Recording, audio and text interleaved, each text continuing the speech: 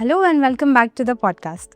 I'm Sheena Pillai and with me we have Dr. Pratna Jagta, who is a senior consultant ENT surgeon. Welcome, ma'am. Doctor, these ENT issues are very common, this blocked nose, sore throat. So what exactly is going on? So you're right, Sheena. ENT issues are very common. We are in the maximum city. So a lot of pollution, humidity, constant digging, all of this contributes to continuous irritation, some degree of allergies, and obviously the occasional infection. So every time if I have my blocked nose, is it a cold? So cold usually means flu. I'm assuming you're asking me every time you have a cold, you have a viral infection. Mm-hmm. So not really. If you wake up in the morning, every morning you have bouts of sneezing, a blocked nose, if the cold tends to linger, it's most likely to be allergy rather than a viral flu. So, ma'am, one of my friends, she had ear infections and she has it very often. So, she had gone to a GP, he has given some antibiotics. So, do you think it is the right approach? So once you've proven that it is an infection, Mhm. then yes, antibiotics are the right approach. But you have to be sure once you are prescribed antibiotics that you take them the full course. You don't titrate the number of days as soon as you feel better. Also, you don't titrate the dose according to your convenience. Antibiotic resistance is a real problem, and we would like all our patients who are prescribed antibiotics to finish their courses. Now, if the number of infections that she's having is more frequent, if it is more than 2 to 3 per year, then we want to look for an underlying cause. There may be untreated allergies, there may be a deviated septum, there may be eustachian tube dysfunction, which is contributing to these. So once these are corrected, the frequency of ear infections should definitely go down. Okay. And ma'am, what about hearing? So basically, this, people say that it is associated, because hearing is, if you are elderly, then your hearing decreases. But now you see, the young generations, they are also, having such problems. Is it the wax or what do you think it is? So, Sheena, the approach to that question is going to be broken down into parts. Okay, first up, the first question that you want to ask a patient is that is your hearing loss gradual or has it come on slowly over a period of a month, 2 months, or a few weeks? If it is gradual, it may just be wax, easily diagnosed, equally easily treatable. The important thing to know here is if it is sudden. If a patient has sudden sensory neural hearing loss, then it is a medical emergency. We don't want to ignore it. Every lost moment is one step away from complete recovery. So is it because of the cleaning? So what do you suggest is the right way to clean the ears? Ideally, best to leave the ears alone. Okay? The natural mechanism is such that as epithelium moves out, it brings wax out with it. Sometimes we have excessive deposition like young boys. Males generally have more wax deposition than women. So in those cases, best to visit your ENT surgeon, get an annual cleanup or an annual checkup done.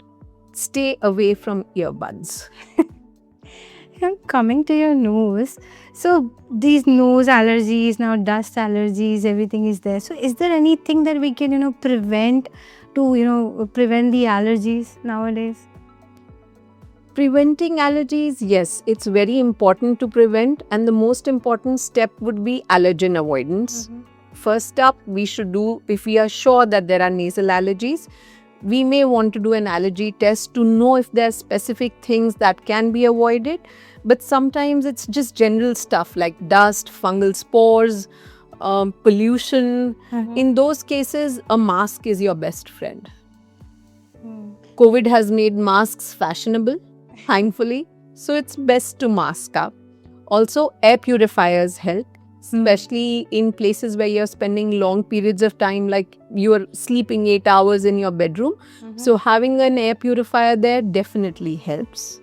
Besides that, we want people to avoid aerosols, like mosquito repellents or deodorants or perfumes, sprays. Any of these items which can be aerosolized tend to produce an exacerbation of allergic symptoms.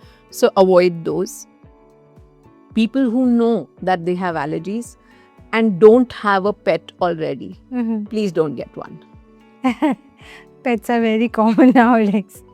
Ma'am, since it's summer, there's this, it's quite heated. So, nose bleeding is very common. Can we do something to avoid it, or is it anything serious? So we see an increased evidence of nosebleeds in the summer. Mhm. That's also because of dry weather and excessive air conditioning use. Now, both these conditions cause drying of the nasal secretions, which makes people feel the need to clean or dig their noses. Never a good idea. Okay, so you can use humidifiers, keep yourself well hydrated, and a simple precaution can be using either saline gels or maybe even like a thin layer of Vaseline. Put it with your finger, and that will help prevent drying. So, this is manageable. Very manageable, unless you have high blood pressure or if you are on aspirin or blood thinners, then nasal bleeding can become a big thing, and then you should seek medical attention urgently. But otherwise, generally, simple precautions will help avoid major emergencies. Thank you so much, ma'am. I think this was very common, questions that people had, and most of things you have answered. Any suggestion that you would give to all our viewers who are young, old, everyone?